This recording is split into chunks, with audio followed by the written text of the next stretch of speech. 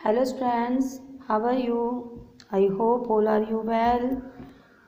Students, आज हम आपका इंग्लिश का चैप्टर 7 द फेयर प्ले ये पढ़ने जा रहे हैं। तो आपको अपनी बुक ओपन करनी है। चैप्टर्स नंबर 7 आप निकालेंगे और पेज नंबर आप 84 उसमें ओपन करेंगे। ओके, तो बड़े अच्छे से सुनेंगे, इसे अच्छे से देखेंगे और समझेंगे। Has your best friend ever done something you thought was wrong? क्या तुम्हारा जो सच्चा मित्र है कोई, उसने कभी जो तुमने सोचा कुछ उसे गलत बताया था? What did you do then? तब तुमने क्या किया? डिड यू कीप क्वाइट और did you tell your friend what you thought? क्या तुम चुप रहे या तुमने अपने फ्रेंड को बताया कि वो क्या सोच रहा है? Read this story about two friends who had to decide what was more important, friendship and enmity. ये जो आपकी स्टोरी है स्टूडेंट्स, ये आपकी स्टोरी दो बेस्ट फ्रेंड्स की है, ठीक है, जो कि जिन्होंने ये निर्णय लिया कि क्या इम्पोर्टेंट है, दोस्ती या दुश्मनी। और a sense of what is right and what is wrong, और क्या निर्णय सही है और क्या गलत। यानी कि जो आपकी स्टोरी है, जो दो अच्छे मित्र होते हैं। बच्चों, पहले तो ये बताओ कि जो दो स्टूडेंट्स होते हैं, दो मित्र होते हैं, फ्रेंड्स होते हैं, तो क्या वो फ्रेंड्स, अगर कोई एक फ्रेंड आपका गलत कर रहा है और क्या वो फ्रेंड्स अगर उसकी हाँ में हाँ मिलाए, क्या वो बेस्ट फ्रेंड होता है? या वो बेस्ट फ्रेंड होता है कि यदि आप कोई वर्क गलत कर रहे हैं या आप कुछ गलत सोच रहे हैं तो वो गलत को गलत बताए और आपको गलत रास्ते पर चलने से बचाए। तो इस तरह ये जो स्टोरी है हमारी इसी तरह की है, जिसमें दो फ्रेंड्स हैं, बहुत बेस्ट फ्रेंड हैं, जुम्मन शेख और अलगू चौधरी, जो कि बहुत अच्छे मित्र हैं। लेकिन उनमें मित्रता जो है सही को सही और गलत को गलत कहने की है। ये नहीं कि अगर एक मित्र गलत चल रहा है तो वो भी उसके साथ हाँ में हाँ मिलाए, वो अच्छी मित्रता नहीं होती है स्टूडेंट्स। तो चलिए अब हम इस स्टोरी को पढ़ते हैं। जुम्मन शेख, यहाँ पर हमारा पार्ट फर्स्ट आता है फेयर प्ले का। Jumman Sheikh and Algu Chaudhary were good friends. जो जुम्मन शेख और अलगू चौधरी हैं बहुत अच्छे मित्र थे। So strong was their bond of friendship that when either of them went away from the village the other looked after his family. उनकी दोस्ती इतनी ज़्यादा स्ट्रॉन्ग थी कि अगर कोई एक गांव से बाहर जाता तो दूसरा उसके परिवार की देखभाल करता। Both were greatly respected in the village. दोनों को गांव में बहुत अच्छी आदर सम्मान मिलता था।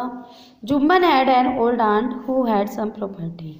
जो जुम्मन था उसकी एक बूढ़ी आंट थी, चाची थी, जिसके पास कुछ जायदाद थी। This she transferred to him on the understanding that she would stay with him and he would look after her. अब जो जायदाद थी उसने जो है जुम्मन के नाम कर दी, ये सोचते हुए कि मैं इसके साथ रहती हूँ, ये मेरा पालन पोषण करता है, तो जो मेरी जायदाद है वो इसकी है। ये सोचते हुए उसने अपनी जो जायदाद थी उसके नाम कर दी। The arrangement work well for a couple of years. कुछ सालों तक जो सब कुछ ठीक ठाक चल रहा था। Then the situation changed. तब भी जो है परिस्थिति बदली। Jumman and his family were tired of the old relative. अब जुम्मन और जो उसका परिवार था उसकी देखभाल करते करते थक चुका था अपने उस बूढ़े रिश्तेदार से। Jumman became as indifferent to her as his wife, who grudged even the little food that the old lady wanted every day. अब जो जुम्मन था वो अपनी जो उसकी पत्नी है उसकी पत्नी के साथ उसके तरह अलग बिहेव उसके साथ करने लगा, नाखुश वो लोग रहने लगे। और जो वो थोड़ा भोजन पूरे दिन में औरत चाहती थी, बूढ़ी औरत चाहती थी, वो भी उसे जो था बहुत अनिच्छापूर्वक उसे दिया करते थे। ग्रस्ट का मतलब होता है स्टूडेंट्स अनिच्छा, यानी कि बिना इच्छा के। उसे जो भोजन वो खाती थी पूरे दिन में उसे भी वो बिना इच्छा के दिया करते थे। She swallowed these insults along with her food for a few months। अब वह अपने भोजन के साथ साथ उसकी जो इंसल्ट होती थी उसको भी खा जाती थी, मतलब सहन कर जाती थी। खाने का मतलब है सहन कर जाती थी कुछ महीनों तक। But patience is it's limits. लेकिन स्टूडेंट्स, धैर्य की भी एक अपनी सीमा होती है। स्टूडेंट्स, धैर्य की भी अपनी सीमा होती है। One day she spoke to Jumman. एक दिन उसने जुम्मन से कहा, माई सन, मेरे बेटे, it is now obvious that I am not wanted in your house. अब मैं ये नहीं चाहती कि मैं जो है तुम्हारे घर में रहूं। Kindly give me a monthly allowance so that I can set up a separate kitchen. कि कृपया करके, मतलब आराम से शांतिपूर्वक तुम जो है मुझे महीने की कुछ पैसे दे दिया करो ताकि मैं अपनी रसोई अलग से बना सकूं। My wife knows best how to run the house. अब इतने में जुम्मन क्या कहता है कि मेरी पत्नी बहुत अच्छे से जानती है कि घर कैसे चलाना है। बी पेशेंस, धैर्य रखो। सर जुम्मन शेमलेसली, बड़े ही मतलब बेशरम होकर उसने ये वर्ड्स कहे। This made his aunt very angry, जिससे इन शब्दों से उसकी आंट को बहुत गुस्सा आया। And she decided to take her case to the village panchayat. और उसने निर्णय लिया कि वो इस केस को जो है गांव की जो पंचायत होती है, इस मुद्दे को गांव की पंचायत में वो लेकर जाएगी। For many days the old lady was seen talking to the villagers, explaining her case and seeking their support। कई दिनों तक तो वह बूढ़ी औरत जो थी गांव वालों से बातचीत करती रहती, अपनी बारे में बताती और उनका जो सपोर्ट यानी कि साथ मांग रही थी कि वो उनका साथ दें। सम सिंपैथाइज्ड विद हर, कुछ लोग तो उस पर दया दिखाते, अदर्स लाफ्ड एट हर, कुछ उस पर हंसते, एंड फ्यू अदर्स एडवाइज्ड हर, और कुछ उसे सलाह देते। यानी कि स्टूडेंट्स, अगर हम कोई भी बात अपनी भी किसी को बताते हैं तो कोई तो हमारी बात सुनकर उस पर दयापूर्ण विचार करता है, कोई हमारी बातों पर हंसता है और कोई हमें सलाह देता है कि तुम ऐसे नहीं ऐसे कर लो। इसी तरह उस बूढ़ी औरत के साथ भी जब उसने गांव में अपने गांव वालों को ये बात बताई कि जो मेरे बहू बेटे हैं मेरे साथ ऐसे करते हैं, तो कई लोगों ने तो उन पर दया जताई, कई लोग उन पर हंसे और कई उनको सलाह देते हैं कि make it up with her Neiphiu and his wife, कि तुम इसी तरह अपने उस भतीजे और उसकी पत्नी के साथ रहो। At last she come to Algu Chaudhary and spoke to him. अंत में जो अलगू चौधरी जुम्मन का बहुत सच्चा मित्र था उसके पास आई और उसे सब कुछ बताया। यू नो चाची, Jumman is my best friend. तो सबसे पहले अलगू ने क्या कहा कि चाची, क्या तुम जानती हो कि तुम जो मुझे बातें बता रही हो वो बातें मेरे सच्चे मित्र की हैं, वो मेरा बेस्ट फ्रेंड है, मेरा सच्चा मित्र है। How can I go against him, मैं उसके विरोध में कैसे जा सकता हूँ। Algu said, but is it right my son to keep mum and not say what you consider just and fair. तो उसकी चाची क्या बोलती है कि बेटा, क्या ये सही है कि तुम इन सब बातों को जानकर भी चुप रहो। मम इट मीन्स चुप रहो, कुछ मत बोलो, ना कुछ कहो, और ना ही तुम न्याय की तरफ जाओ। तो क्या तुम मुझे न्याय नहीं दिलाओगे। प्लेडेड द ओल्ड लेडी, अब जो वो ओल्ड लेडी थी उससे प्रार्थना करने लगी, come to the panchayat and speak the truth, कि तुम पंचायत में आओ और सच बोलो। She said, Algu didn't reply but her words kept ringing in his ear. अब अलगू ने कोई उत्तर तो नहीं दिया, लेकिन उसकी चाची के जो शब्द थे वो उसके कानों में बजने लगे। बजने का मतलब कानों में रिपीट होने लगे, कि उसकी चाची ने जो कहा वो सारी बातें दिमाग में दोहराने लगी। यहाँ पर हमारा फर्स्ट पार्ट कंप्लीट होता है स्टूडेंट्स। तो अब हम सेकंड पार्ट की तरफ चलते हैं। सेकंड पार्ट हमारा है the panchayat was held the same evening under an old banyan tree. अब जो पंचायत थी जैसे कि हर बार लगा करती थी पुराने बरगद के पेड़ के नीचे, तो उसी तरह शाम को पंचायत बरगद के पेड़ के नीचे हुई। Jumman stood up and said, Jumman खड़ा हुआ और उसने कहा, the voice of the panch is the voice of God, कि पंचों की आवाज़ ईश्वर की आवाज़ है। Let my aunt nominate the head panch, I will abide by her decision, कि मेरी जो लेट माई आंट, मेरी चाची ने जो मुझे हेड पंच के नाम से नॉमिनेट किया है, तो मैं उनका डिसीजन जो है बहुत अच्छी तरीके से लूँगा। The panch knows neither friend nor enemy, क्योंकि जो पंच होते हैं उनके लिए कोई मित्र नहीं होता, कोई शत्रु नहीं होता। बट डू यू से टू अलगू चौधरी, तो अलगू चौधरी तुम क्या कहते हो? द ओल्ड लेडी अनाउंस्ड, बूढ़ी औरत ने उसका नाम लेते हुए कहा। The panch no fine replied Jumman, hiding his joy over this unexpected piece of luck. अब भाग्य के इस मतलब आशा ना किए हुए शब्दों को, जो साइलेंट शब्द थे उसको जानते हुए जो मन था अंदर ही अंदर बहुत खुश हो रहा था। क्यों खुश हो रहा था? उसे ये लग रहा था क्योंकि चाची ने पंचायत में अलगू को नॉमिनेट किया था और अलगू जुम्मन का सच्चा मित्र था, तो उसे ये लग रहा था कि जो अलगू है मेरे खिलाफ कुछ भी नहीं बोलेगा। ये सोचकर अलगू मनी मन खुश हो रहा था। I know that, replied the aunt, but I also know that you will not kill your conscience for the sake of friendship. तो उसने कहा, चाची ने उत्तर दिया, मैं जानती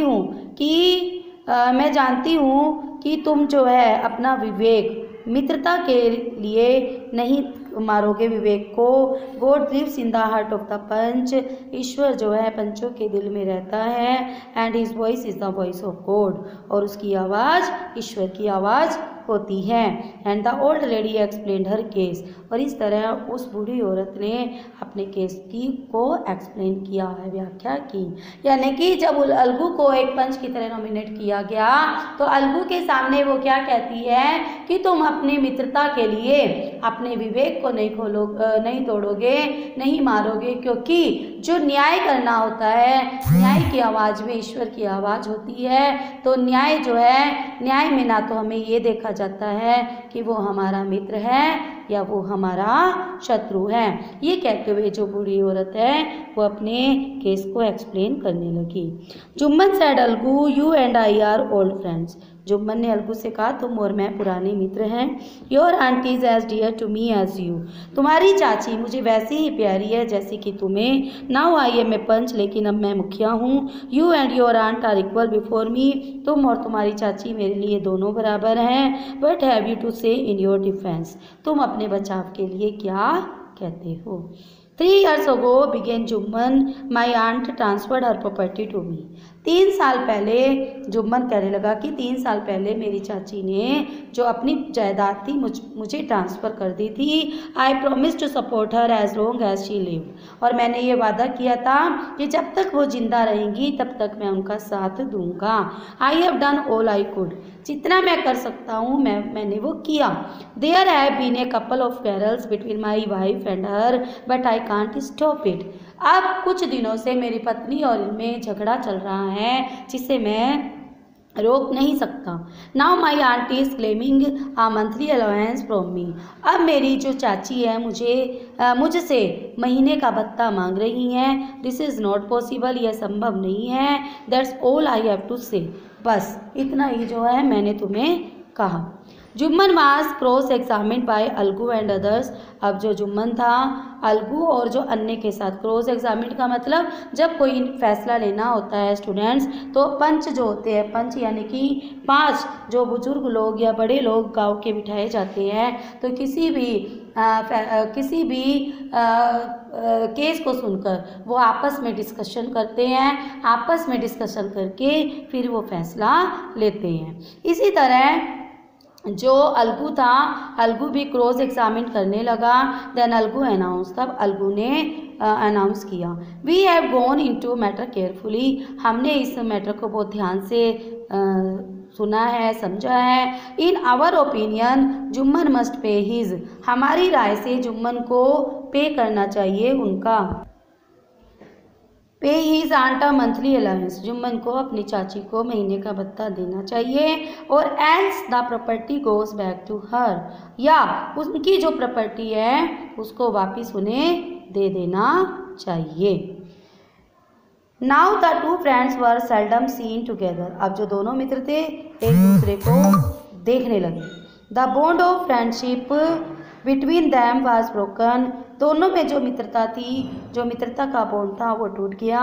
in fact Jumman was Algu's enemy and wanted his revenge, और वास्तव में जब जुम्मन जो था अलगू का शत्रु बन गया और वे उसने अपने मन में उससे बदला लेने की ठान ली।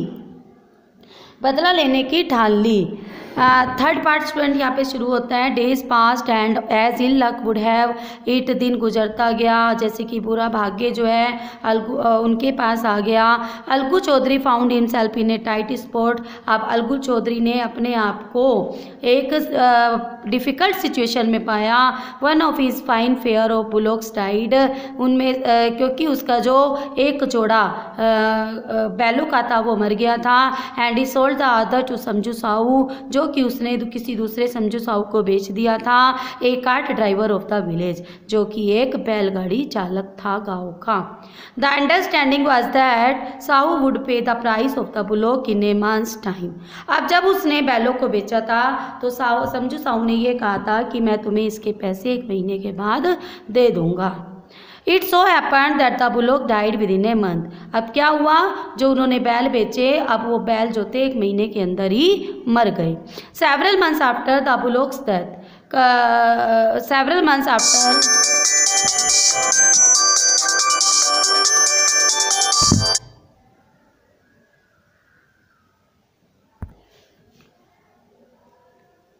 स्टूडेंट यहाँ पर हमारा थर्ड पार्ट स्टार्ट हुआ था।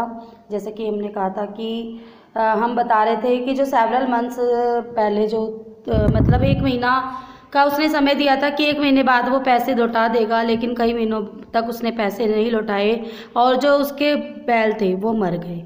Algu reminded Sahu of the money he didn't yet paid, Algu ने उसे याद दिलाया साहू को कि तुमने अब तक जो है पैसे नहीं दिए हैं। साहू गोट वेरी अनॉयड, साहू को बहुत गुस्सा आया।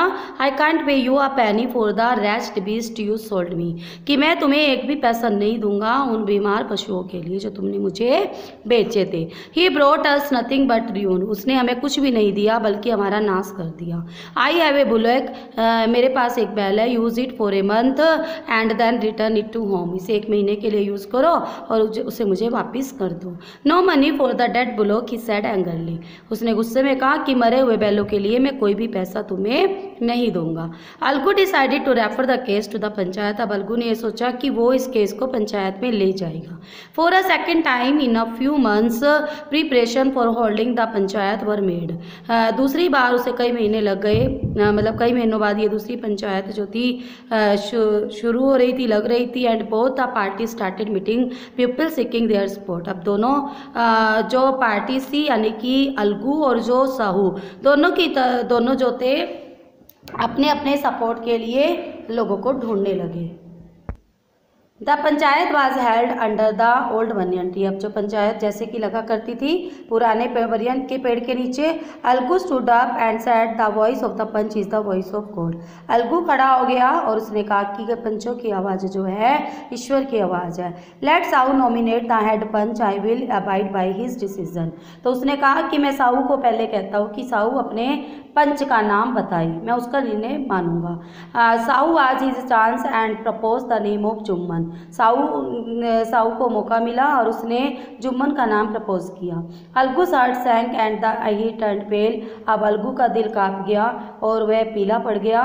But what could he do, लेकिन वो क्या कर सकता था। The moment Jumman became head panch, उसी क्षण जो है जुम्मन एक मुखिया बन गया। He realised his responsibility as जज and the dignity of his office, अब उसे अपनी जिम्मेदारी, एक जज की जिम्मेदारी का एहसास हुआ और अपने कार्य के लिए उसके जो डिग्निटी होनी चाहिए वो उसे रियलाइज हुई। Could he seated in that high place, क्या वह उस ऊंचे स्थान पर बैठ सका। हैव हिज रिवेंज नाउ, क्या वह अब उससे बदला लेगा। ही थॉट एंड थॉट, वह सोचता रहा। No he must No, he must not allow his personal feeling to come in the way of speaking the truth and doing justice. नहीं उसे अपनी जो पर्सनल फीलिंग्स हैं उसको न्याय और सच के बीच में नहीं लाना चाहिए। Both Algu and Sahu stated their cases, दोनों ने अपने अपनी केस बताए। They were cross examine and the case was considered deeply. अब उन दोनों का निरीक्षण किया गया उस केस का और उसे गहराई में सोचा गया।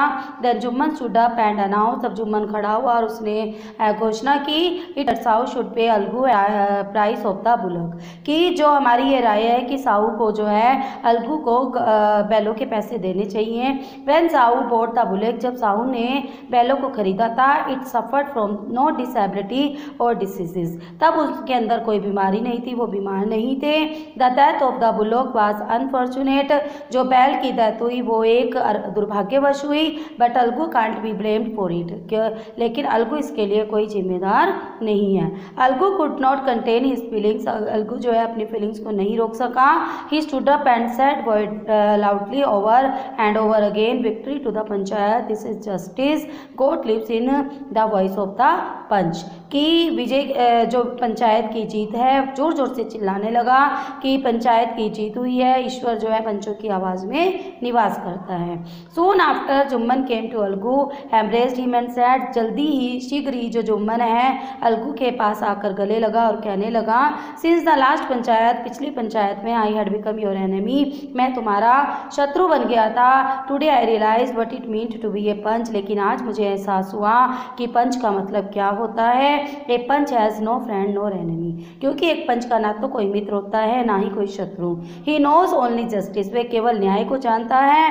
Late no one divide from the path of justice and truth of friendship of एनिमिटी।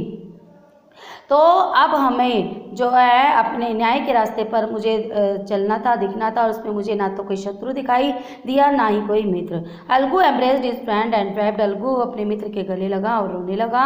And his tears washed away all the dirt of misunderstanding between them, और उनके अंदर जो ना समझिया थी वो सब समाप्त हो गई। तो स्टूडेंट, सच्चा मित्र वही होता है जो सच का साथ देता है। अगर कोई मित्र जो है गलत रास्ते पर चल रहा है या झूठ बोल रहा है तो अच्छे मित्र को उसके झूठ पर साथ ना देते हुए उसे सही रास्ते पर भेजना चाहिए। Thank you, have a nice day.